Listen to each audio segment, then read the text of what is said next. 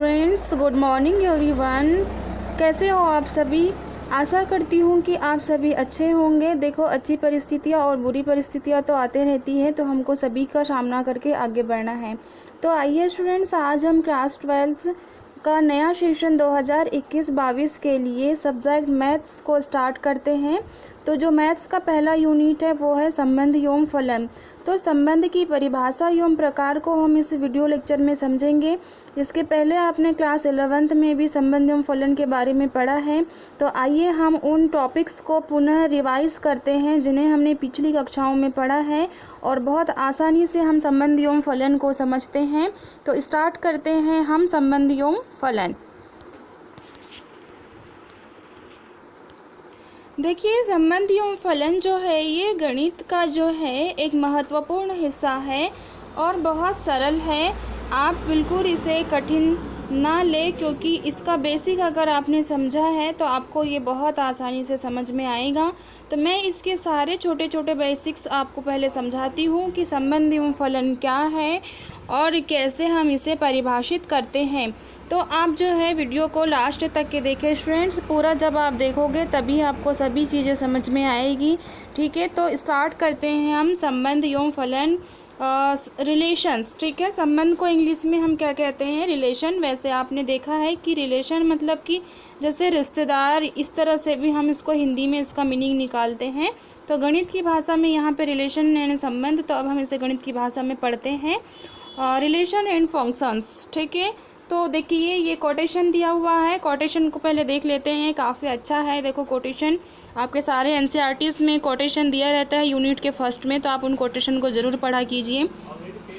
Mathematics is the indispensable instrument of all physical research, ठीक है। ये किसने कहा है इसको? ये बर्थलॉट करके कोई मैथमेटिशियन है, इन्होंने कहा है कि mathematic is the indispensable instrument of all physical research. कहने का मतलब ये है कि गणित भौतिकी विज्ञान में खोज के लिए परम आवश्यक यंत्र है। मतलब कि कहने का मतलब ये है कि अगर हम भौतिकी में कोई खोज करते हैं, कोई रिसर्च करते हैं, तो उसके लिए हमको गणित की बहुत ज़्यादा ज़रूरत पड़ती है। और कक्षा 11वीं में हमने पढ़ा था कि गणित एवं भौतिकी का आपस में बहुत संबंध है ना। भौतिकी का जो कोई भी जो खोज है वो बिना गणित के नहीं हो सकता है, तो इसको बर्थलॉट ने कहा था। अब आइए हम देखते हैं भूमिका, इंट्रोडक्शन देखते हैं कि क्या है संबंध एवं फलन की भूमिका। पढ़ते हैं हम इसे। संबंध एवं फलन का इंट्रोडक्शन। देखिए, यहाँ पे जो है ये मैथमेटिशियन है, आपको दिख रहे हैं। देखो, ये घुंघराले बाल वाले हैं ना, इनके बाल कितने अजीब हैं, लेकिन ये बहुत बड़े मैथमेटिशियन थे। और इनका नाम क्या था? तो इनका नाम था G.W. लीबनिट्ज़, ठीक है। तो ये लीबनिट्ज़ ने क्या मतलब कि क्या कहा था, किसकी खोज की थी? आइए पढ़ते हैं। ये इनका सन दिया है आफ्टर डेथ, मतलब ईसा मसीह के मृत्यु के बाद 1646 से 1716 तक के इनका जो है वो कार्यकाल रहा है। तो देखिए, सबसे पहले तो हम भूमिका को पढ़ते हैं। गणित का अधिकांश भाग पैटर्न अर्थात परिवर्तनशील राशियों के बीच अभिज्ञ का मतलब क्या होता है? पहचान योग्य कड़ियों को ज्ञात करने के बारे में है। हमारे दैनिक जीवन में हम संबंधों को चित्रित करने वाले अनेक पैटर्नों के बारे में जानते हैं, जैसे भाई और बहन, है ना। जैसे भाई और बहन का संबंध हो गया, पिता और पुत्र का संबंध हो गया, अध्यापक और विद्यार्थी का संबंध हो गया। देखो कितनी अच्छी बात है। देखो, बहुत सरलता से समझाया गया है इसमें संबंध को। गणित में भी हमें बहुत से संबंध मिलते हैं, जैसे संख्या m संख्या n से छोटी है। तो जैसे यहाँ पे ये बोल रहा है कि संख्या m संख्या n से छोटी है, तो इसको कैसे लिखेंगे भाई? कौन छोटी है बोल रहा है? संख्या m। तो हम इसको इस तरह से लिखेंगे, ऐसे, ठीक है। और इसको हम क्या पढ़ेंगे कि जो संख्या m है, मतलब m लेस देन n, मतलब कि m जो है वो n से कैसी है? छोटी है। तो इस तरह से अगर कहीं पर भी लिखा होगा तो हम ये कहेंगे कि m और n में आपस में किस तरह से संबंध है? तो m जो है वो n से कैसी है? छोटी। मतलब जो भी m की वैल्यू यहाँ पे हम पुट करेंगे, वो सभी के सभी जो वैल्यूज़ है वो n से कैसे रहना चाहिए? छोटे रहना चाहिए। तो इनमें आपस में इस तरह से संबंध है। रेखा एल रेखा एम के समांतर है। तो देखो इसको कैसे लिखेंगे, एल जो है वो किसके समांतर है बोल रहे हैं, एम के। तो देखो ये समांतर को लिखने के लिए हम इस तरह की दो लाइन यूज़ करते हैं। तो रेखा एल रेखा एम के समांतर है। जैसे हिंदी में अगर नहीं भी लिखा हो और इस तरह के अगर इस तरह से हमने लिख दिए कि एल समांतर एम, तो हम ये बिल्कुल समझ जाएंगे कि जो रेखा एल है वो एम के कैसे है, समांतर है। तो इन दोनों में आपस में समांतर होने का संबंध है। मतलब अगर हम दो रेखा बनाएंगे तो इस तरह से दोनों को आपस में समांतर रखेंगे तो ये हमेशा अनंत दूरी तक के जाएंगे, तो ये एक दूसरे के समांतर ही रहेंगे। तो इस तरह से इन दोनों में आपस में संबंध हुआ। समुच्चय ए समुच्चय बी का उपसमुच्चय है। तो देखो इसको कैसे लिखेंगे, हमने देखो कक्षा 11वीं में लिखा था कि जो ए है वो बी का उपसमुच्चय है। तो ए सबसेट क्या लिखेंगे हम, बी। समुच्चय ए समुच्चय बी का उपसमुच्चय है, मतलब कि ए सबसेट बी। तो ए और बी के बीच में आपस में किसका संबंध है, जो ए है ना वो किसका सबसेट है, बी का। कहने का मतलब ए के सारे एलिमेंट्स जो भी होंगे वो किसके अंदर उपस्थित होंगे, बी के अंदर उपस्थित होंगे। तो इस तरह से जो है दोनों में आपस में संबंध जो है वो सबसेट का है, उपसमुच्चय का है। तो इसको हम इस तरह से लिखेंगे। आगे हम देखते हैं, इन सभी में हम देखते हैं कि किसी संबंध में ऐसे युग्म सम्मिलित होते हैं जिनके घटक एक निश्चित क्रम में होते हैं। इस अध्याय में हम सीखेंगे कि किस प्रकार दो समुच्चयों के सदस्यों के युग्म बनाए जा सकते हैं और फिर उन युग्मों में आने वाले दोनों सदस्यों के बीच बनने वाले संबंधों को सुस्पष्ट करेंगे। अंत में हम ऐसे विशेष संबंधों के बारे में जानेंगे जो फलन बनने के योग्य है। फलन की परिकल्पना गणित में अत्यंत महत्वपूर्ण है क्योंकि यह एक वस्तु से दूसरी वस्तु के बीच गणितानुसार यथा तथ्य संगतता के विचार का अभिग्रहण करती है। तो देखिए हम बेसिक चीज़ें समझ रहे हैं, तो आप बेसिक चीज़ों जैसे हम पढ़ते जा रहे हैं उनको आप समझा कीजिए, मैं उनको समझाते भी चलती हूँ साथ में आपको। आइए हम देखते हैं समुच्चयों का कार्तीय गुणन। क्या देखेंगे स्टूडेंट्स हम, समुच्चयों का कार्तीय गुणन, कार्टेशियन प्रोडक्ट ऑफ सेट्स। ये सब कक्षा 11वीं में आपने पढ़े हो, इसलिए हम इसको एक बार रिवाइज कर लेते हैं क्योंकि कक्षा 12वीं में संबंध फलन स्टार्ट करने से पहले आपको उसका बेसिक पता होना चाहिए और वो बेसिक जो है वो कक्षा 11वीं में है। तो समुच्चय का कार्तीय निरूपण हमने देखा था स्टूडेंट। समुच्चय के कार्तीय निरूपण में हमने क्या देखा था, देखो जैसे मान लीजिए ए दो प्रकार के रंगों का और बी तीन वस्तुओं का समुच्चय है। मान लेते हैं ए नाम का कोई समुच्चय है और दो प्रकार के रंग है उसके पास में, तो लाल और नीला रंग है। और बी तीन वस्तुओं का समुच्चय है, तो बी के पास में जो वस्तु है उसमें नाम है उसका BCS। और आपको पता है कि समुच्चय को हमेशा सर्पाकार ब्रैकेट में इस तरह से लिखा जाता है, कक्षा 11वीं में हमने देखे हैं। तो मान लेते हैं ए नाम का एक व्यक्ति है या ए नाम का एक समुच्चय है जिसके पास में दो रंग लाल और नीले हैं, और बी नाम का एक व्यक्ति है जिसके पास में तीन वस्तु B, C और S है। ठीक है, जहाँ क्रमशः देखिए B, C, S क्रमशः किसी विशेष बैग, कोट, कमीज को निरूपित करते हैं। मान लेते हैं कि ये जो BCS है ना, ये जो है मान लो B बैग के लिए आ रहा है, C कोट के लिए आ रहा है और जो S है वो कमीज के लिए, शर्ट के लिए आ रहा है। तो इस तरह से निरूपित करते हैं। इन दोनों समुच्चयों से कितने प्रकार के रंगीन वस्तुओं के युग्म बनाए जा सकते हैं। क्रमबद्ध तरीके से प्रगति करते हुए हम देखते हैं कि निम्नलिखित 6 भिन्न भिन्न युग्म प्राप्त होते हैं, जैसे लाल का B के साथ, लाल का C के साथ, लाल का S के साथ, नीले का B के साथ, नीले का C के साथ, नीले का S के साथ। इस प्रकार हमें 6 भिन्न भिन्न वस्तुएं प्राप्त होती है। देखिए समुच्चयों का कार्तीय गुणन जो है ना, ये बहुत सरल शब्द है। कार्टेशियन प्रोडक्ट ऑफ सेट्स बहुत सरल है। कैसे हम कार्तीय गुणन बनाते हैं, सपोज मान लो आपके पास में जो है कोई वस्तु है और उसका अगर आपको एक उपसमुच्चय तैयार करना है, जैसे इस बुक में जो एग्जांपल है उसी को ले लेते हैं। मान लो ए व्यक्ति के पास में दो कलर है ना, लाल और क्या, नीला, लाल और नीला कलर है। और उसी मतलब बी व्यक्ति के पास में या बी जो है वो BCS का समुच्चय है, जहाँ पे मान लेते हैं कि जो B है वो बैग के लिए आया है, C है कोट के लिए और S है शर्ट के लिए। अब इनकी जोड़ी अगर बनाना है तो मान के चलो एक बार लाल की जोड़ी बी के साथ में बनेगी, फिर लाल की जोड़ी सी के साथ में बनेगी, फिर लाल की जोड़ी एस के साथ में बनेगी। देखो वही किया है इसने, लाल की जोड़ी बी के साथ, लाल की जोड़ी सी के साथ, फिर लाल की जोड़ी एस के साथ। फिर लाल की बारी ख़त्म हुई तो फिर नीले की जोड़ी बनेगी। तो अब नीले की जोड़ी कैसे बनेगी, देखो नीले की जो जोड़ी है वो बनेगी किसके साथ में, एक बार हम नीले को एस के साथ में लेंगे, फिर बी के साथ में लेंगे, फिर सी के साथ में लेंगे। तो देखिए हम नीले की जोड़ी एस के साथ बनाएंगे, फिर नीले की जोड़ी किसके साथ में बनाएंगे, हम सी के साथ में बनाएंगे, और तीसरी जोड़ी में नीला रंग किसके साथ में आएगा, बी के साथ में आएगा। ठीक है, नीला रंग किसके साथ में आएगा, बी के साथ में। तो हमने यहाँ पे देखे कि किस तरह से जो है लाल रंग जो है ये तीनों के साथ में जोड़ी बनाएगा एक बार, और फिर नीला रंग भी जो है ये तीनों के साथ में जोड़ी बनाएगा। तो कुल मिला के जो है कितने ऐसे पेयर बनेंगे यहाँ पे, तो पूरे मिला के यहाँ पे 6 पेयर बनेंगे। कितने पेयर बनेंगे, पूरे मिला के 6 पेयर। कहने का मतलब हम ये कह सकते हैं कि अगर सेट ए और सेट बी का अगर हम कार्तीय गुणनफल देखें या कार्टेशियन प्रोडक्ट देखें तो उनकी जो संख्या है वो कुल मिला के 6 होगी। कितनी होगी, 6। और ये 6 को देखो इस तरह से हम लिखेंगे। तो यहाँ पे हमें 6 भिन्न भिन्न वस्तुएं प्राप्त होती है। ठीक है स्टूडेंट्स, कार्तीय गुणनफल आपने समझ लिया किस तरह से बनाते हैं। पिछली कक्षाओं से स्मरण कीजिए कि एक क्रमित युग्म अवयव का वह युग्म है जिसके वक्र कोष्ठक में लिखते हैं और जिनको एक दूसरे से किसी विशेष क्रम में समूहित किया जाता है, अर्थात पी क्यू।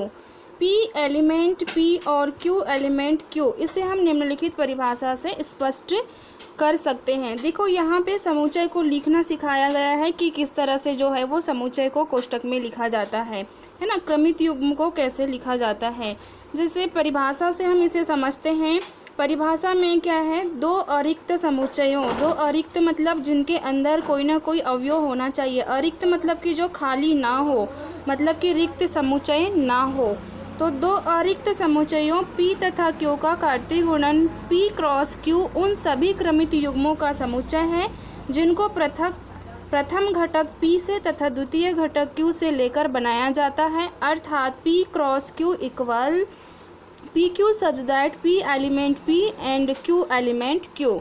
कहने का मतलब ये है कि दो समुच्चयों का अगर हमको कार्टेशियन प्रोडक्ट निकालना है तो कार्टेशियन प्रोडक्ट जो है वो अगर हम इनको ब्रैकेट में लिखते हैं तो ब्रैकेट में जैसे सपोज़ मान लो हमने लाल को बी के साथ में लिखे या लाल को सी के साथ में लिखे, तो इसमें जो लाल रंग है वो समुच्चय ए का अवयव होगा और जो बी है वो समुच्चय बी का होगा। मतलब कहने का मतलब ये है कि ब्रैकेट में लिखा गया पहला एलिमेंट पहले समुच्चय का होता है और दूसरा एलिमेंट किसका होता है, दूसरे समुच्चय का होता है।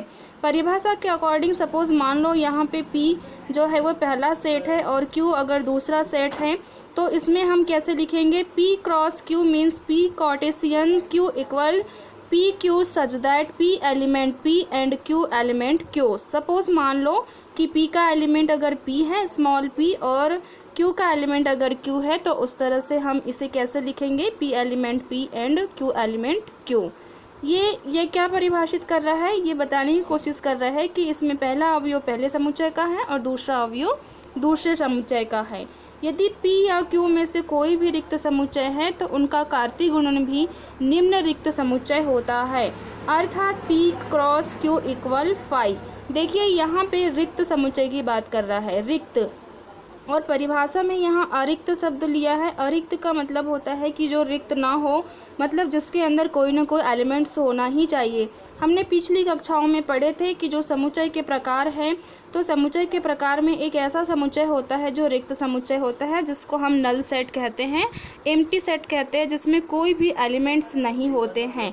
ठीक है, तो देखिए अगर मान लीजिए P या Q में से, ये क्या कहने की कोशिश कर रहा है कि P या Q में से कोई भी ऐसा एक समुच्चय जिसमें कोई भी अवयव ना हो, मतलब खाली हो। जैसे कि मान लेते हैं कि अगर P के अंदर 2 एलिमेंट्स है, सपोज मान लो A और B, और Q के अंदर कोई भी एलिमेंट्स नहीं है, मतलब कि ये जो है नल सेट है। तो इन दोनों का जो कार्टेशियन है वो भी क्या निकल के आएगा, दोनों का कार्टेशियन भी फाई निकल के आएगा। तो ये बात आपको ध्यान रखना है कि दोनों में से कोई भी एक के रिक्त होने पर उनका कार्तीय गुणन भी क्या होता है, एक रिक्त समुच्चय होता है। तो ये बहुत इंपॉर्टेंट पॉइंट है कि दो समुच्चयों का अगर दोनों में से कोई एक भी खाली हो तो अगर उनका कार्टेशियन निकालेंगे तो उनका कार्टेशियन जो है वो भी फाई आता है। मतलब इस बात पे ये निर्भर नहीं करता कि एक में एलिमेंट्स है और एक खाली है, तो ऐसा नहीं है कि उसके कार्टेशियन भी कोई एलिमेंट्स को लेकर चलेंगे। देखिए कार्टेशियन भी जो है वो फाई ही होगा।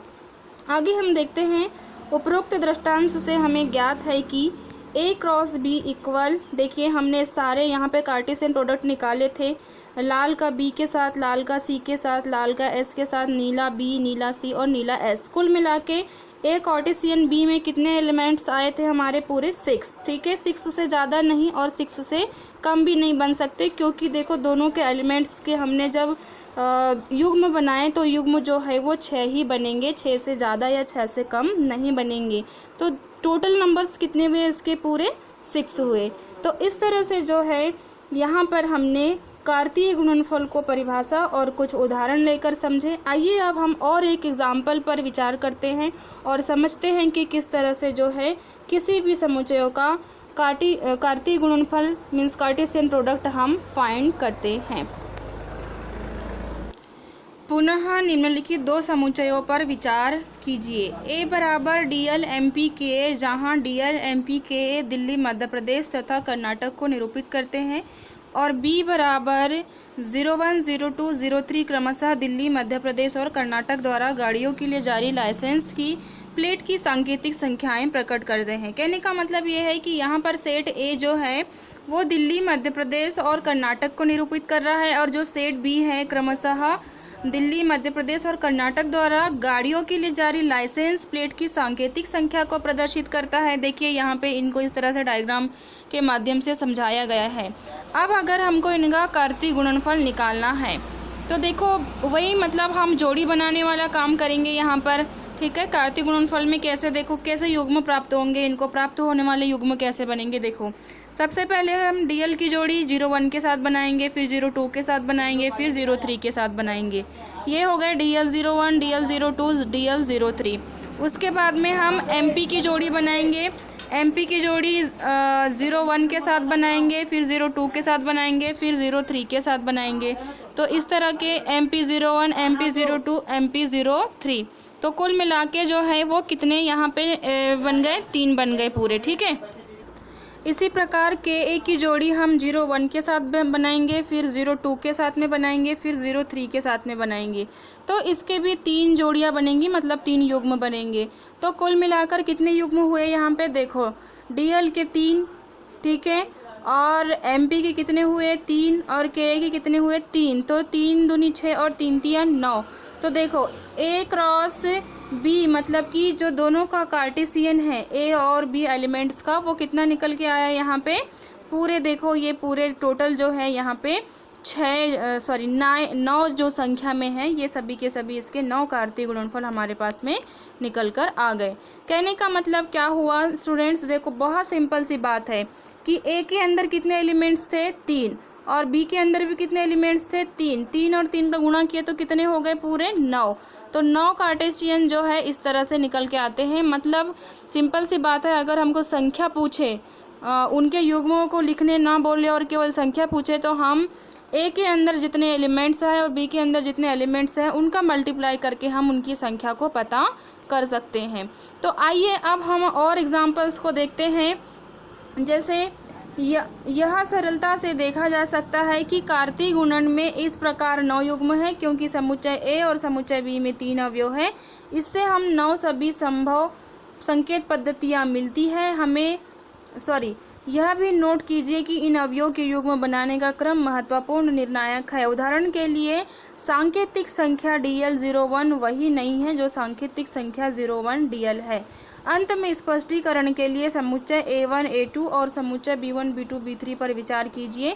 यहाँ A क्रॉस B बराबर ये सभी एलिमेंट्स, मतलब ये देखो उसने क्या किया, जो एक और ले लिया A1 A2 A के अंदर और B के अंदर क्या ले लिया B1 B2 B3 B4 और इनकी जोड़ी बना लिया। देखो A का B1 के साथ में, देखो इनको अगर आप साथ में लिखोगे तो कुछ इसी तरह से इनकी जोड़ियाँ बनेगी। ठीक है, कैसे, A और ये B के अंदर क्या है B1 B2 B3 और B4। तो वैसे ही देखो A का B1 के साथ, फिर B2 के साथ, फिर B3 के साथ, फिर B4 के साथ। तो ऐसे कुल मिला के अगर हम यहाँ देखें तो A के अंदर कितने एलिमेंट्स है 2 और B के अंदर कितने एलिमेंट्स है 4। तो 2 इंटू 4 मीन्स कितना हो जाएगा यहाँ पे 8।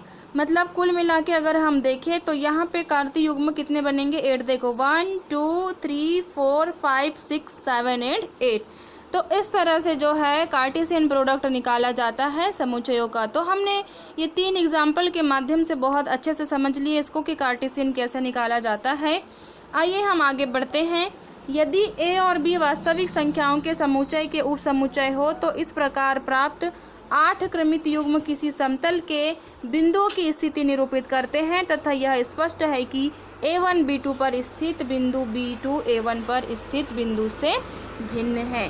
कहने का मतलब यही है कि मान लो अगर यहाँ पे A1 B1 आ गया, मान के चलो, या A1 B2 आ गया, तो ये B2 A1 अगर लिखेंगे तो ये दोनों को कैसे बोल रहा है वो भिन्न, मतलब कि ये अलग क्रमित युग्म हो जाएगा और ये अलग क्रमित युग्म हो जाएगा। क्यों? क्योंकि यहाँ पे इनका क्रम कैसे हो गया है, बदल चुका है। तो इस तरह से इसी पॉइंट को ये बोल रहा है यहाँ पे कि जो A1 B2 है वो B2 A1 पर स्थित बिंदु से कैसा है, भिन्न है। अब यहाँ टिप्पणियाँ देखो, टिप्पणियाँ जो है ये आपको याद रखना है कि टिप्पणियाँ कैसे हैं। 2 क्रमित युग्म समान होते हैं यदि और केवल यदि उनके संगत प्रथम घटक समान हो और संगत द्वितीय घटक भी समान हो। यदि A में P अवयव तथा B में Q अवयव है तो A क्रॉस B में PQ अवयव होते हैं। देखो हमने जो अभी ऊपर लिखे ना, मतलब कि A के अंदर मान लो कि कितने एलिमेंट्स है 2 और अगर B के अंदर मान लो 4 है तो दोनों का मल्टीप्लाई करके क्या निकाले थे हमने 8 निकाले थे। तो ये कैसे आया था, दोनों का मल्टीप्लाई मतलब कि 2 इंटू 4।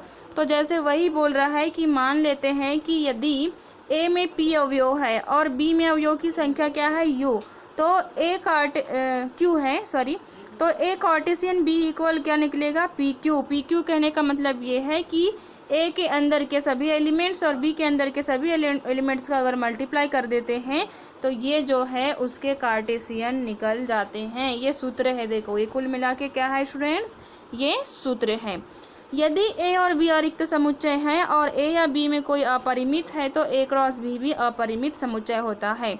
अरिक्त मतलब यदि A या B दोनों में से कोई भी एक जो है अरिक्त समुच्चय है, अरिक्त मतलब खाली नहीं होना चाहिए, उनके अंदर कुछ ना कुछ एलिमेंट्स होना चाहिए। तो A या B में से कोई अपरिमित है तो A क्रॉस B भी अपरिमित समुच्चय होगा। कहने का मतलब ये है कि अपरिमित मतलब A के अंदर अगर अनंत अवयव है और A या B दोनों में से किसी भी एक में अगर अपरिमित अवयव है तो A क्रॉस B भी अपरिमित समुच्चय होगा। कहने का मतलब क्या है, देखो ये कहना चाह रहा है कि मान लो कि A के अंदर 1 2 3 4 या 3 ले लेते हैं, ठीक है, 3 एलिमेंट्स हैं और B के अंदर जो एलिमेंट्स है वो है 1 2 3 डैश डैश डैश डैश, मतलब ये आगे बढ़ते जा रहा है समझो, ठीक है।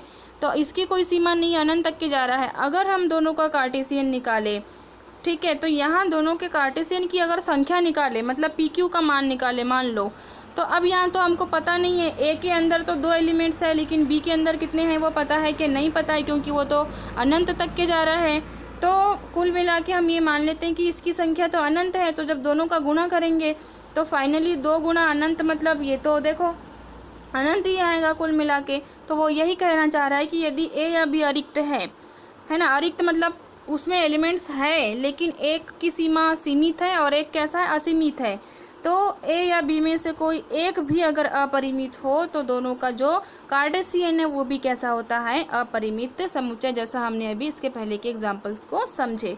मान लो हमको A क्रॉस A अगर तीनों का अगर मान लो क्रॉस निकालना है तब हमको तीनों के एलिमेंट्स का क्या करना पड़ेगा, यहाँ पे कार्टेशियन निकालना पड़ेगा। तो इस तरह से हमने देखे टिप्पणियाँ। अब देखो कार्तीय युग्मों को समझने की क्यों आवश्यकता पड़ी, हमने क्यों जो है समुच्चय के पहले हमने कार्तीय युग्मों को समझा, यानी कि संबंध को समझने के पहले कार्तीय युग्म को समझना भी बहुत ज़रूरी था, क्योंकि संबंध जो है वो बहुत ज़्यादा कार्तीय युग्म पर ही निर्भर करता है। तो इनको हमने इसलिए समझे कि कार्तीय युग्म कैसे बनते हैं, किस तरह से जो है कार्टेशियन प्रोडक्ट निकालते हैं।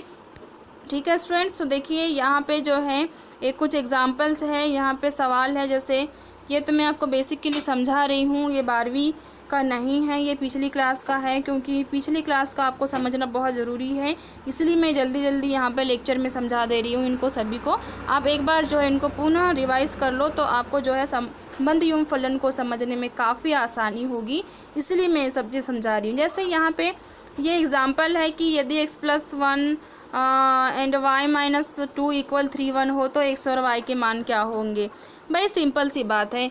अभी हमने देखे कि कार्तीय युग्म में या कार्तीय गुणन में क्या होता है, जैसे कि एक ब्रैकेट के अंदर यानी कि छोटे ब्रैकेट के अंदर अगर दो एलिमेंट्स लिखे हुए हैं और दोनों के बीच में कॉमा होता है, तो जो पहला अवयव है वो पहले समुच्चय का होता है और दूसरा अवयव किसका होता है, दूसरे समुच्चय का। तो सिंपल सी बात है, अगर हम कंपैरिजन करेंगे तो ये वाला जो है मान लो ए का अवयव है, तो ये 3 भी किसका होगा, ए का अवयव होगा। सिंपल सी बात है। अगर ये वाला y का अवयव है तो ये 1 भी किसका अवयव होगा, y का अवयव होगा। तो दोनों का कंपैरिजन करके x+1 बराबर क्या ले लेते हैं हम, 3 ले लेते हैं, और y-2 बराबर क्या ले लेते हैं, यहाँ पर 1 ले लेते हैं। तो जैसे ही हम देखो इसका पक्षांतर करेंगे, सिंपल सी बात है, x+1 = 3, मतलब यहाँ से अगर x का मान निकालना है तो 3 - 1 मतलब ये प्लस में है तो इधर जाके माइनस में हो जाएगा। तो 3 - 1 यानी कि 2। तो कुल मिला के क्या आया स्टूडेंट्स, x बराबर क्या निकल के आ गया, 2। और ये -2 है तो भाई ये बराबर के उस तरफ जाके प्लस हो जाएगा, मतलब y बराबर क्या होगा, 1 + 2। तो 1 + 2 यानी कि y बराबर क्या निकल के आया, यहाँ पे 3 निकल के आया है ना। तो कुल मिला के x की वैल्यू 2 और y की वैल्यू यहाँ से 3 निकल के आएगी। तो देखो यहाँ कारण भी लिख के दिया है, क्योंकि क्रमित युग्म समान है इसलिए संगत घटक भी क्या होंगे, समान होंगे। तो इस तरह से क्रमित युग्मों की तुलना हमने आपस में करके हमने x और y की वैल्यू फाइंड कर लिए। अब क्वेश्चन एग्जाम्पल नंबर 2 क्या बोल रहा है, P के अंदर ABC है, Q के अंदर R है, तो P × Q और Q × P मतलब दोनों निकालना है। भाई दोनों के कार्तीय गुणनफल क्या समान है, ये भी पूछ रहा है, तो इसका भी उत्तर देना है। तो जैसे यहाँ पर P × Q निकालते हैं, आइए P के अंदर क्या है, ABC, और Q के अंदर क्या है, R है। Q के अंदर क्या है, यहाँ पे R है, सॉरी, ठीक है। P के अंदर के जो एलिमेंट्स हैं वो क्या है, यहाँ पे ABC, और Q का एलिमेंट्स है R। अब इन दोनों की जोड़ी बनेगी, तो A की जोड़ी किसके साथ बनेगी, तो चलो R की जोड़ी बना लेते हैं हम, नहीं पहले तो A की बना लेते हैं। A की जोड़ी R के साथ, फिर B की जोड़ी भी किसके साथ बनेगी, R के साथ, फिर C की जोड़ी भी R के साथ। तो AR, फिर क्या होगा BR, फिर क्या होगा CR। तो देखो यहाँ पे पहले AR है, फिर BR है, फिर CR है। अब Q × P की बात कर रहा है, मतलब कि पहले किसको लेना है, यहाँ पे पहले Q को लेना है और उसके बाद किसको लेना है, यहाँ पे P को। P के अंदर कौन से एलिमेंट्स है, A B C। तो चलो R की जोड़ी A के साथ बनेगी, फिर R की जोड़ी B के साथ बनेगी, फिर R की जोड़ी C के साथ। तो ऐसे मिलाकर क्या हो जाएगा, देखो ऐसे मिलाकर RA RB और RC। तो देखो RA RB RC ये दोनों में क्या समानता है, देखो क्वेश्चन में पूछा भी है, क्या दोनों गुणन समान है क्या। देखो क्योंकि क्रमित युग्म की समानता की परिभाषा से युग्म AR और युग्म RA के समान नहीं है। देखो हमने यहाँ टिप्पणी में पढ़े थे ना ऊपर, ये देखो हमने ये पढ़े थे कि अगर मान लो A के अंदर जो है, A समुच्चय के अंदर मान लो A1 और B2 एलिमेंट्स हैं, तो वो B2 A1 पर स्थित बिंदु से क्या होगा, भिन्न होगा। कहने का मतलब ये है कि कार्तीय गुणनफल में अगर A1 B2 है और कहीं पे B2 A1 है तो दोनों को हम समान नहीं मान सकते, दोनों के मान आपस में क्या होंगे, अलग अलग होंगे, मतलब भिन्न होंगे। इसीलिए जब ये क्वेश्चन में पूछा है उसने कि क्या दोनों गुणन समान हैं, तो हम यहाँ पर लिखेंगे कि नहीं, यहाँ दोनों गुणन समान नहीं हैं, क्योंकि कार्तीय गुणनफल की परिभाषा में क्रम का भी बहुत ध्यान रखा जाता है। अगर ए आर है तो हम उसको आर ए नहीं मान सकते, ये अपने आप में अलग होगा और ये अपने आप में अलग होगा। तो इस तरह से यहाँ पे लिखना है कि P cross Q not equal Q cross P, है ना। P क्रॉस Q के अंदर जो भी एलिमेंट्स या जो भी युग्म आए हैं वो Q क्रॉस P के युग्मों से काफ़ी भिन्न हैं, इसीलिए हम यहाँ पे लिखेंगे कि ये दोनों आपस में बराबर नहीं हैं, ठीक है। तथापि प्रत्येक समुच्चय में अवयव की संख्या समान है। हाँ, अवयव की संख्या मतलब यहाँ पे 3 है तो यहाँ पे भी 3 है, लेकिन हम ये नहीं कह सकते कि ये दोनों आपस में जो है कैसे हैं, समान कार्तीय गुणन है। तो इस तरह से जो है एग्जाम्पल्स में हमने समझे। अब देखिए एग्जाम्पल 3 में क्या है स्टूडेंट्स, यहाँ पे भी बहुत सारे जो है क्वेश्चंस दिए हुए हैं, तो इन क्वेश्चंस को सॉल्व करना है। तो देखिए संबंध एवं फलन के लिए जो है आप इन्हें प्रैक्टिस करके देखिए, इन्हें बनाइए आप जो है कैसे आए, क्योंकि आपने पिछली कक्षाओं में इनको काफ़ी अच्छे से पढ़े हो। तो यहाँ पे आपको जैसे ये प्रश्नावली में ये सवाल है, इन्हें भी आप अपने प्रैक्टिस के लिए हल करके देख सकते हैं। जैसे यहाँ G क्रॉस H और H क्रॉस G निकालने बोला है, तो आप इन्हें जो है अपने समझने के लिए आप इन्हें सॉल्व करके देख सकते हो। देखो जितना आप प्रैक्टिस करोगे आपके कॉन्सेप्ट उतने ही क्लियर होते जाएंगे।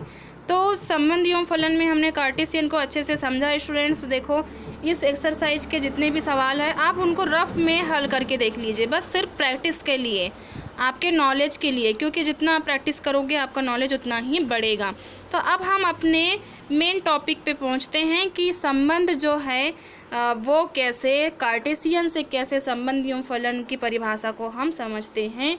देखो कल हम पढ़ेंगे स्टूडेंट्स, नेक्स्ट लेक्चर में हम पढ़ेंगे कि संबंध क्या है और इसकी परिभाषा। जैसे देखो यहाँ पे ए का अली के साथ में, बी का भानु के साथ में, ए का बिनोय के साथ में और सी का दिव्या के साथ में कैसे संबंध बनाया है। तो क्या आपको नहीं लगता कि संबंध एवं फलन को पढ़ने के पहले आपको जो है कार्टेशियन को पढ़ना बहुत ज़रूरी था? देखिए बिल्कुल ज़रूरी था। कार्तीय युग्म को पढ़ना बहुत ही ज़रूरी है, क्योंकि जब तक कि आप कार्तीय युग्म की परिभाषा नहीं पढ़ोगे और उसके एग्जाम्पल्स की प्रैक्टिस नहीं करोगे, आपको संबंध एवं फलन बिल्कुल भी समझ में नहीं आएगा स्टूडेंट्स। तो ये था आज का लेक्चर, जिसमें हमने जाना, ऊपरी तौर से हमने देखा कि कैसे जो है संबंध को पढ़ने के पहले कार्टेशियन को पढ़ना बहुत ज़रूरी है। तो अब हम कल पढ़ेंगे संबंध की परिभाषा और इसके बेसिक्स समझेंगे और इसके कुछ एग्जाम्पल्स भी समझेंगे।